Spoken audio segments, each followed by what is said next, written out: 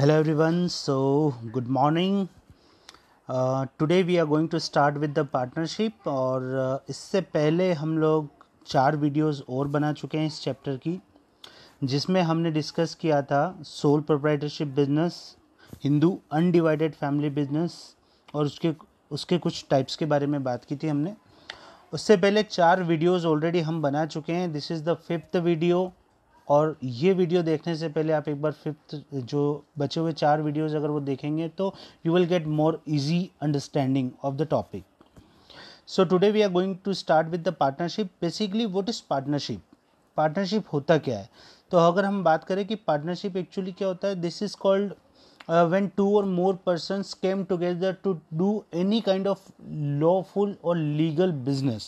अगर हम बात करें कि पार्टनरशिप क्या होता है कि जब दो या दो से अधिक पार्टनर, जब दो से अधिक लोग मिलके कोई बिजनेस स्टार्ट करना चाहते हैं और वो बिजनेस कैसा होना चाहिए? लॉफुल बिजनेस होना चाहिए, जिसको गवर्नमेंट ने परमिट कर रखा हो। अगर ऐसा कोई बिजनेस करना चाहते हैं तो वो चीज़ पार्टनरशिप की कैटेगरी में आती है। ठीक है, इसके लिए मैं अभी आपको एनसीईआरटी बुक से पढ़ाऊंगा। ये मैंने आपके लिए एक पार्टनरशिप की पीडीएफ रेडी की हुई है, तो आप जस्ट इसको देख लेना। मैं नोट्स के साथ इस पीडीएफ को आपको भेजूंगा, आप उसको देख लेना एक बार। और अभी अभी जो हम लोग पढ़ेंगे वो हम लोग पीडीएफ से पढ़ेंगे। ठीक है, हियर वी आर। ठीक है, now listen, this is the partnership NCERT book. You can go through that. Okay, we are starting with this page number 24 from partnership. Already we have discussed HUF and sole proprietorship. So what is basically partnership? Partnership is a association of 2 or more people doing for a lawful business. एक ऐसा business जिसको government of India ने authorise कर रखा है और जिसमें 2 या 2 से अधिक लोग मिलके कोई बिजनेस करेंगे, उसको पार्टनरशिप बोलते हैं हम लोग। ठीक है, अब हम इसमें बात करेंगे कि फॉर्मेशन कैसे होता है। फीचर्स की बात करते हैं, व्हाट इज पार्टनरशिप और पार्टनरशिप के फीचर्स क्या क्या हैं। तो फीचर्स की अगर हम बात करें कि पार्टनरशिप के सबसे पहला फीचर है फॉर्मेशन। एक्चुअली पार्टनरशिप को फॉर्मेशन होता कैसे? तो पार्टनरशिप जब भी अगर हम फॉर्मेशन करेंगे पार्टनरशिप फर्म का, तो जो पार्टनरशिप फर्म होगी वो एक एक्ट के अंदर आती है, Indian partnership act 1932। Indian partnership act 1932, इसके अंदर आपको कुछ क्लॉजेस दे रखे हैं जिसके थ्रू आपको पार्टनरशिप फॉर्म करनी पड़ती है। अच्छा, अगर हम बात करें कि क्या होता है इसके अंदर, तो पार्टनरशिप फर्म जो होती है 1932 के अंदर जो एक्ट दे रखा है उसमें ये बोला गया कि मिनिमम जो पार्टनर्स होंगे वो 2 पार्टनर्स होंगे और मैक्सिमम पार्टनर्स जो होते हैं, ठीक है, मैक्सिमम पार्टनर्स में पहले एक रूल ये था कि अगर आप बैंक से रिलेटेड या फाइनेंस से रिलेटेड कोई बिजनेस कर रहे हैं तो मैक्सिमम 10 हो सकते थे, और अगर कोई भी जनरल टाइप का बिजनेस कर रहे हैं तो मैक्सिमम 20 लोग हो सकते थे।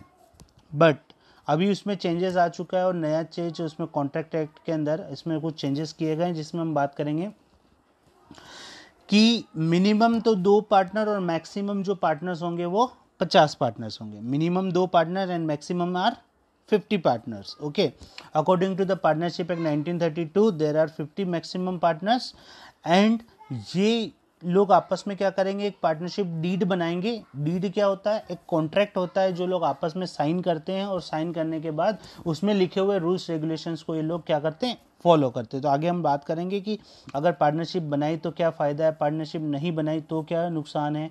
ये सारी चीज़ें हम लोग, एक टॉपिक आएगा पार्टनरशिप डीड का, तब बात करेंगे। ठीक है, फॉर्मेशन अभी हमने बात की कि according to the partnership act 1932 के अकॉर्डिंग ये फॉर्मेशन कर सकते हैं, मिनिमम 2 पार्टनर और मैक्सिमम 50 पार्टनर्स मिलके। और अगर हम बात करें कि यहाँ पे पार्टनरशिप एक्ट 1932 के अंदर रजिस्ट्रेशन करना कंपलसरी नहीं है, देयर इज़ नो कंपल्शन। अगर आप करवाते हैं तो ये ऑप्शनल है, आपके ऊपर, अगर करवाना चाहें तो करवाएं, otherwise there is no requirement. फिर उसके बाद हम बात करेंगे सेकंड, लाइबिलिटी। लाइबिलिटीज़ जो होती है पार्टनरशिप में, अनलिमिटेड लाइबिलिटी होती है। जब 2 या 2 से अधिक पार्टनर, जैसे मैंने बोला कि 5 लोगों ने मिलकर कोई बिजनेस स्टार्ट किया तो 5 लोगों की अनलिमिटेड लाइबिलिटी होगी। फॉर एग्जांपल कि जब कंपनी जब पर्टिकुलर आपका पार्टनरशिप फर्म वाइंड अप होने की कंडीशन में होता है, वाइंड अप यानी ख़त्म, यानी कि बंद होने की कंडीशन में होता है, उस केस में क्या होता है कि अगर मान लो पार्टनरशिप फर्म की सारी असेट्स भी सेल कर दी, फिर भी बाहर की थर्ड पार्टीज़ का अगर हम पेमेंट नहीं कर पा रहे हैं, इन दैट केस आपको यानी कि पार्टनर्स को अपनी पर्सनल असेट सेल आउट करके भी सामने वाली पार्टीज का, थर्ड पार्टीज का पेमेंट करना होता है, इसको हम बोलते हैं अनलिमिटेड लाइबिलिटी। थर्ड पॉइंट आता है रिस्क बियरिंग। अच्छा, पार्टनरशिप फर्म में होता क्या कि रिस्क जो बियर होती है वो सारे पार्टनर्स मिलके एक साथ रिस्क बियर करते हैं, एक अकेला पर्सन उसको रिस्क को बियर नहीं करता है। Decision making and control, partnership में हम लोग ये बोलते हैं कि जो डिसीजन मेकिंग होती है सारे पार्टनर्स मिलके एक साथ डिसीजन मेकिंग करते हैं, ओके। या फिर पार्टनरशिप में अगर हम बोलें कि सभी के बेसिस पे कोई भी एक पार्टनर भी डिसीजन ले सकता है। कंटिन्यूटी, पार्टनरशिप बिजनेस में होता क्या है कि अगर किसी भी एक पार्टनर की, अगर सपोज मान के चले कि 5 पार्टनर एक फर्म के अंदर काम कर रहे हैं, तो 5 में से एक पार्टनर की अगर डेथ हो जाती है या अगर वो पार्टनर रिटायर हो जाता है, इंसॉल्वेंसी हो जाती है, इनसैनिटी यानी कि पागल हो जाता है, किसी भी कंडीशन में अगर मान लो डेथ वगैरह ये सब चीज़ होती है पार्टनरशिप फर्म के अंदर, तो वो पार्टनरशिप क्या हो जाएगी, कैंसल आउट हो जाएगी। और बाकी बचे हुए पार्टनर्स अगर उस बिजनेस को कंटिन्यू करना चाहते हैं तो जो पार्टनर डिसीज हुआ है, डेथ हुई है, उस पार्टनर को उसके सारी प्रॉफिटेबिलिटी और उसका जितना कैपिटल का शेयर उसके नॉमिनी को हमको अलॉट करना पड़ेगा, और बचे हुए पार्टनर एक नया एग्रीमेंट बना के फिर से पार्टनरशिप चला सकते हैं, बट पुरानी पार्टनरशिप जो होगी वो क्लोज हो जाएगी। नंबर ऑफ पार्टनर्स, जैसा मैंने आपको पहले बताया कि नंबर ऑफ पार्टनर्स में हमने क्या बोला है कि मिनिमम तो जो पार्टनर रहेंगे वो 2 और मैक्सिमम कितने होंगे, 50। मैक्सिमम कितने होंगे, 50। अगर हम यहाँ पे देखो, according to the section 464 of the companies act 2013, maximum number of partners in a partnership firm can be 100 subject to the number prescribed by the government as per rule 10 of the company's miscellaneous rules 2014. It present the maximum number of members can be 50।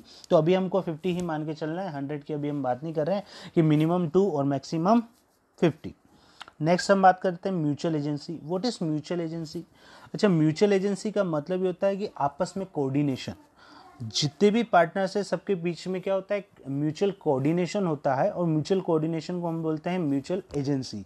मतलब adjustment की हम बात कर रहे हैं कि जैसे हमने बोला कि सारे 5 पार्टनर हैं, तो 5 पार्टनर सारे डिसीजन मेकिंग नहीं करके सिर्फ उन सब के बिहाफ पे एक पार्टनर जो है वो डिसीजन मेकिंग कर रहा है, तो उसको हम क्या बोलते हैं, म्यूचुअल एजेंसी। क्लियर है? तो इसको हमने अभी पार्टनरशिप पढ़ा, पार्टनरशिप के मेरिट्स पढ़े, अभी हम आगे बात करेंगे मेरिट्स क्या होते हैं पार्टनरशिप के, और फिर उसके बाद उसकी लिमिटेशंस कवर अप करेंगे। Thank you.